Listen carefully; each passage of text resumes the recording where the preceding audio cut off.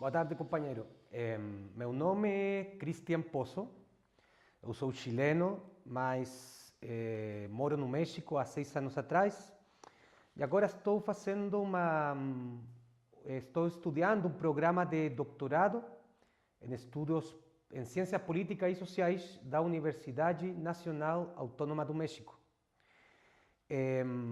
Producto desse programa de doutorado, eu me encontro fazendo uma pesquisa sobre a situação dos sindicatos de trabalhadores terceirizados em uma perspectiva comparativa entre o sector do cobre, da mineria do cobre do Chile, com o sector terceirizado dos petroleiros no Brasil.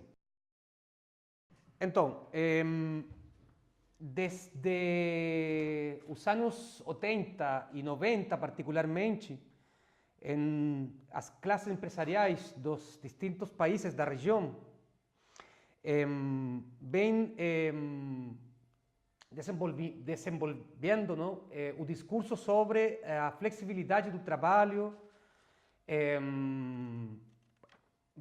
sobre critérios de produtividade e competitividade internacional, sobre como generar maiores possibilidades de produção em las distintas empresas e serviços também, onde detrás disso o que há impera uma lógica em la qual se diz que sem essas transformações no trabalho já é impossível gerar as condições materiais para o desenvolvimento econômico, desenvolvimento econômico.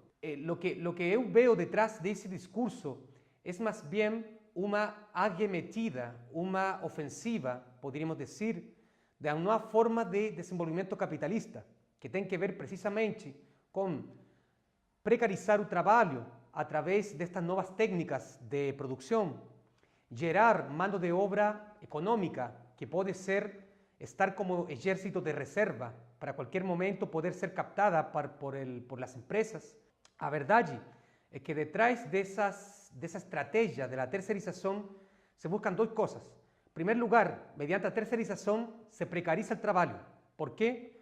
Porque os empregadores, na medida que terceirizam os trabalhadores, estão terceirizando não somente os trabalhadores, estão terceirizando os direitos sociais dos trabalhadores, estão terceirizando as relações trabalhistas entre empregador e trabalhador, e nesse sentido eles têm um arrocho general da força de trabalho, não somente do trabalho como tal, sino também das condições sociais em las quais têm responsabilidade as empresas.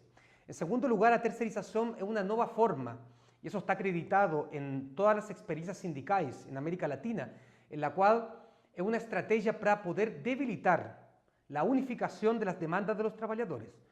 A partir da terceirização, você pode gerar distintas categorias de trabalhadores. Primeiro, um trabalhador que tem um vínculo direto com um patrão.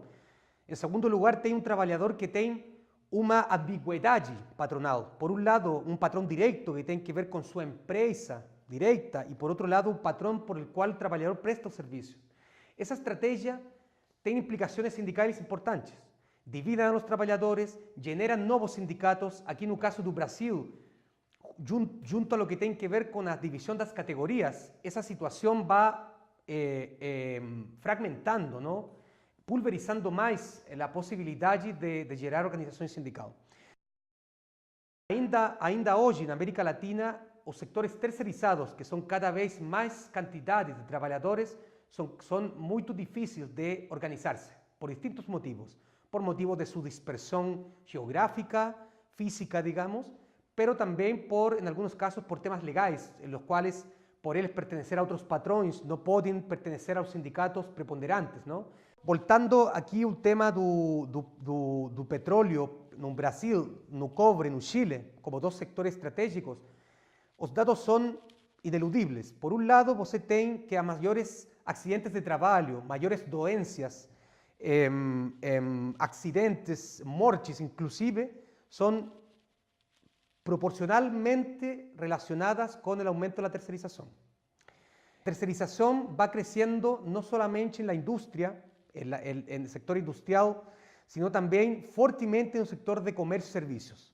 Você vê, por exemplo, as grandes cadenas de hipermercados internacionais, eles estão terceirizando cada vez mais a mão de obra. Por outro lado, é interessante constatar que há um ranking mundial que mide efectivamente a terceirização a nível de países. E nesse ranking aparece efectivamente Chile, Brasil e México como os primeiros lugares de terceirização a nível nacional. Há outros elementos que têm que ver com a incapacidade de gerar maior produtividade mediante da terceirização. ¿Por quê? Porque a terceirização, lo que genera, as grandes empresas que estão terceirizando hoje, hay que entender que eso no es solamente una cosa nacional, también se genera una tercerización internacional a través de una cadena internacional.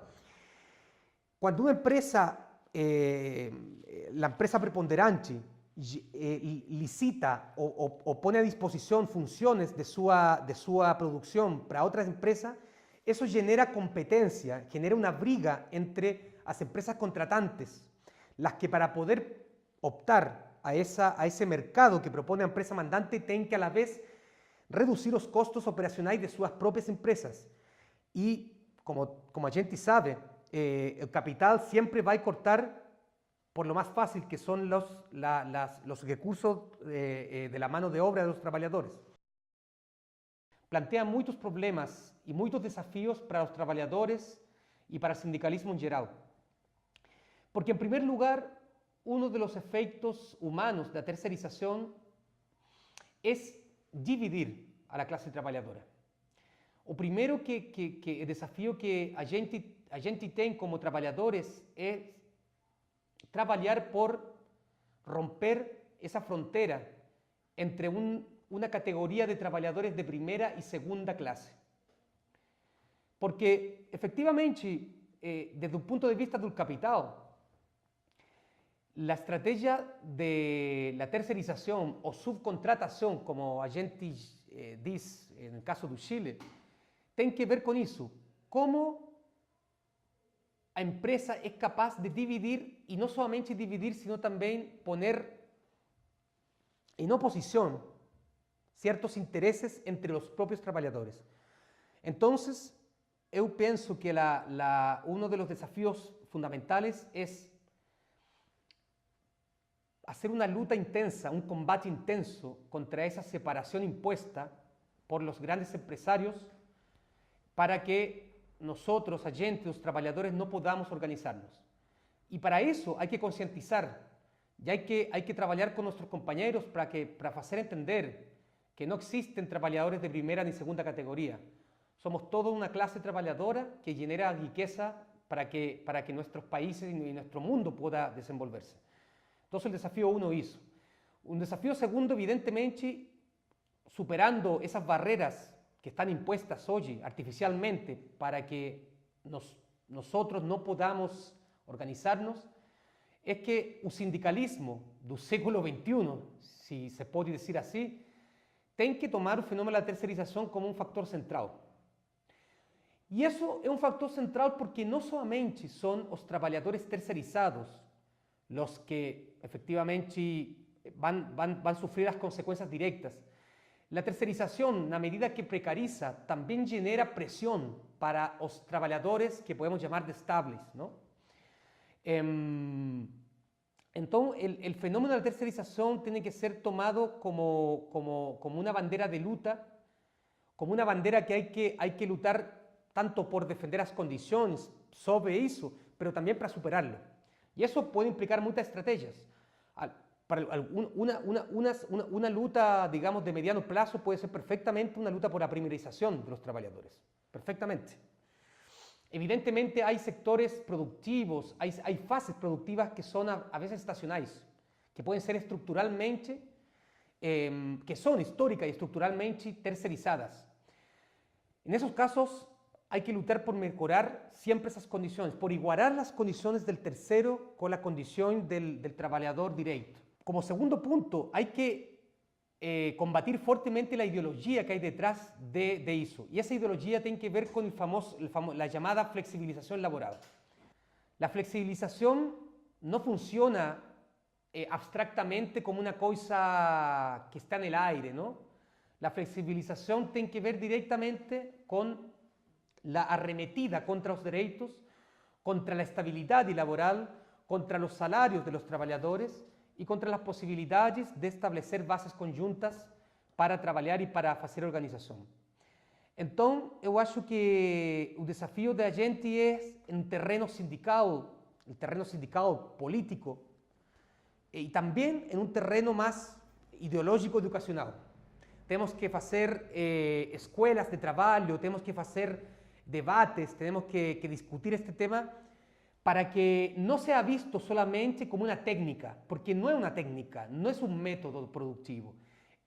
Tiene un trasfondo mucho más importante, que es cómo generar mayores ganancias con las condiciones laborales y la capacidad del trabajador de poder desenvolver su trabajo de manera mucho más decente. La OIT ya falou hace mucho tiempo sobre el trabajo decente. Agora a gente, más que el trabajo decente, tiene que pelear contra una filosofía que hay detrás y que está siendo educada a nuevas generaciones también. A gente tiene que volver a poner la persona humana por sobre todas las cosas detrás que hay sobre estas técnicas productivas.